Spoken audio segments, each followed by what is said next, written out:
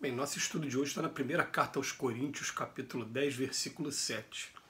Não vos façais, pois, idólatras. Palavras de Paulo que Emmanuel vem comentar na lição 52 do livro Pão Nosso, Perigos Sutis.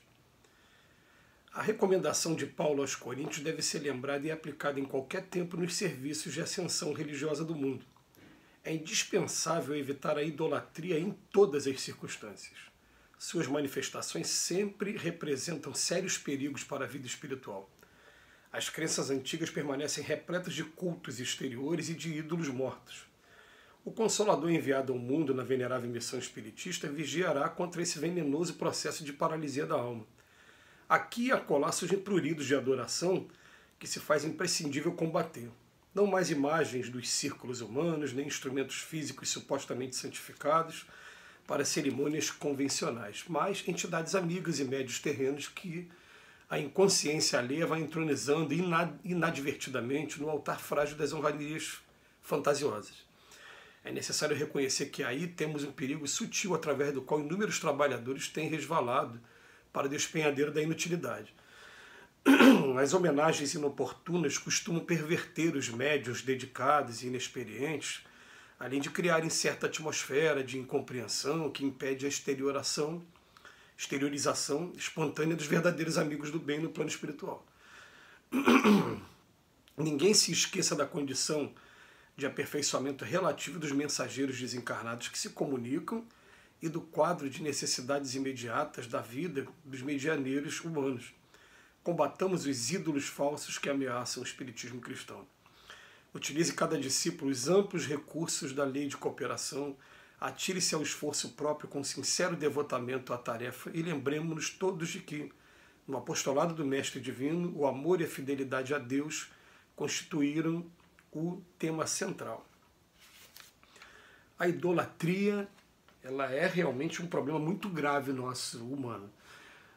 É muito normal que a gente busque referências, a gente busque exemplos dentro daquilo que a gente está aspirando. Isso em qualquer área profissional. Em toda área profissional você vai sempre encontrar alguém que fez alguma coisa muito bem antes, deixou alguma coisa escrita, deixou referência, você vai buscar aquele conhecimento teórico em cima daquela pessoa. Mas a gente deve lembrar o tempo todo que a maior sabedoria que possa existir aqui na Terra ainda não conhece tudo o que acontece nem no planeta Terra, quanto mais, se a gente parar para falar na simbologia do Evangelho, né, dentro do reino dos céus. Então eu me lembro, né, de uma vez, Jesus, numa passagem do Evangelho, ele fala assim: entre os que nasceram de mulheres aqui na Terra, eu não vi nenhum maior do que João Batista. Mas João Batista, no reino dos céus, ele é menor do que os menores. Quer dizer, vem dizendo que aqui ele era uma grande referência, mas que lá no plano espiritual, no reino dos céus, ele era menor de todos eles ainda. Quer dizer, vem colocando aquela ideia da hierarquia que existe, né, espiritual, essa hierarquia moral, que até o Livro dos Espíritos tem a preocupação de trabalhar lá na questão 100, né, do Livro dos Espíritos, e mostrar pra gente que, na verdade, a gente busca assim, referências.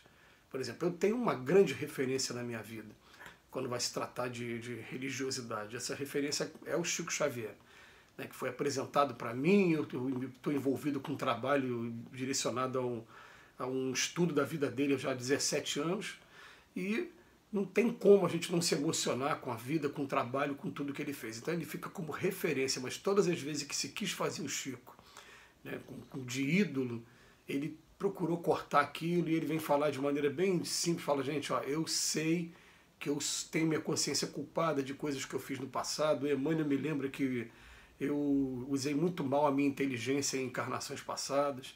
Ele falava: ó, eu sou o sapo com a vela na cabeça, a vela é mediunidade, apagou a vela, fica só o sapo, que sou eu mesmo.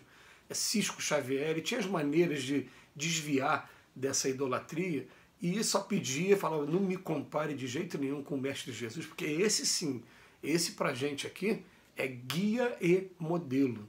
Até no Livro dos Espíritos, na pergunta 624, 625, está lá: guia e modelo. Então, quer usar alguém como guia? Vamos procurar estudar o máximo da vida de Jesus e perguntar para a gente o tempo todo o que Jesus faria se estivesse no meu lugar. Esse sim é o guia mais seguro. Mas a gente tem que reconhecer o seguinte, que a gente busca referências. Eu trabalho com música, eu tenho as minhas referências no campo da música. Né? Quem são aqueles que são as minhas referências musicais? Eu vou botar aqui Frederic Chopin, pianista polonês, Hermeto Pascoal, grande músico brasileiro. Eu vou colocar alguns músicos aqui que me educaram, não só musicalmente, como Tom Jobim, como Djavan, como Chico Buarque, como Ivan Lins. Eles são referências. Aí daí você transformar pessoas em ídolos, você vai ver que são seres humanos também, cheios de defeito, mas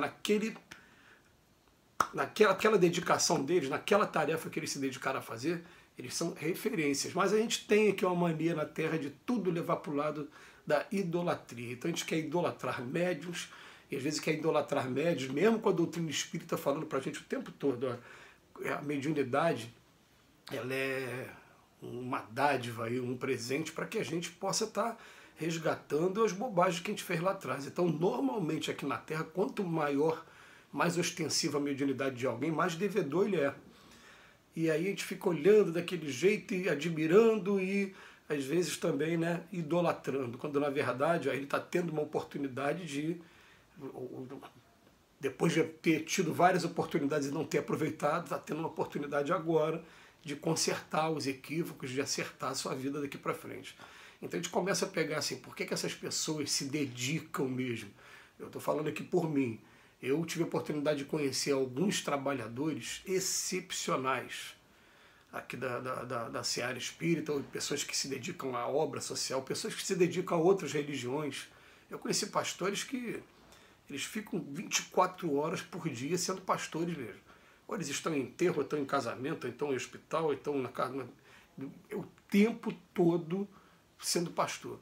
Aí você vai conversar com eles, eles têm uma recordação, uma coisa de abusos que ele praticou no passado e que agora ele não quer mais praticar, ele quer agarrar aquela vontade dele, aquela vontade de se acertar.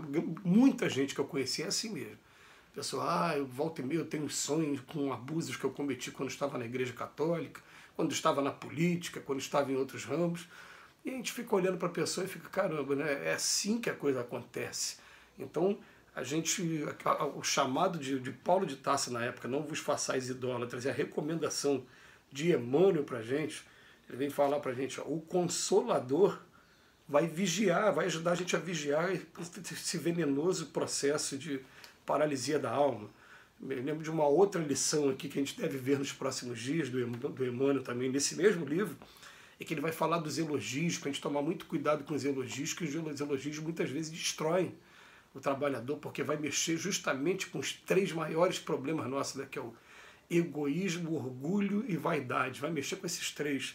Então, muitas das vezes você quer destruir o trabalho que um médium está fazendo, você começa a elogiar a pessoa.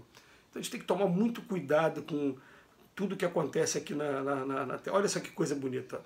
Ninguém se esqueça da condição de aperfeiçoamento relativo dos mensageiros desencarnados que se comunicam e também dos quadros de necessidade imediatos da vida dos medianeiros humanos. Então o que ele está falando? Não vamos esquecer que os espíritos que estão se comunicando não são perfeitos e que também esses que estão aqui encarnados, nós, também não somos, nenhum de nós somos perfeitos. Agora, é claro que muitos para a gente acabam sendo referências mesmo. Referências se o teu foco está sendo aquilo ali. Eu quero aprender a um determinado ofício, um determinado trabalho. Eu encontro alguém que é muito profissional, eu vou procurar absorver o máximo de tudo que ele está fazendo. E depois que eu tiver aquele conhecimento, aí sim eu vejo aonde eu posso aperfeiçoar, aonde eu posso até deixar algum legado aí para alguém que venha depois, né? Mas eles são referências para a gente, não pode entrar no campo da idolatria de jeito nenhum. E a idolatria é tão grave para a gente que na pergunta 666 do Livro dos Espíritos vai ser feita a pergunta se eu posso orar para os bons espíritos? E a resposta que ele dá, pode, mas só fica sabendo o seguinte, tem muitos deles que não vão ter condições de te atender, ou porque não têm ainda capacidade moral, ou porque estão ocupados com muitas coisas, mas Deus vai levar em consideração, Deus não é esse tirano que muita gente pensa que é, não. Às vezes a gente faz oração para um e ele atende também. Então, olha só, até nesse ponto, eu vou orar para um santo, para um determinado espírito, será que ele tem condição de atender também? Essa idolatria também, a gente tem que vigiar também na gente. Que Jesus nos abençoe hoje e sempre. Obrigado, Emmanuel, mais uma vez pela reflexão.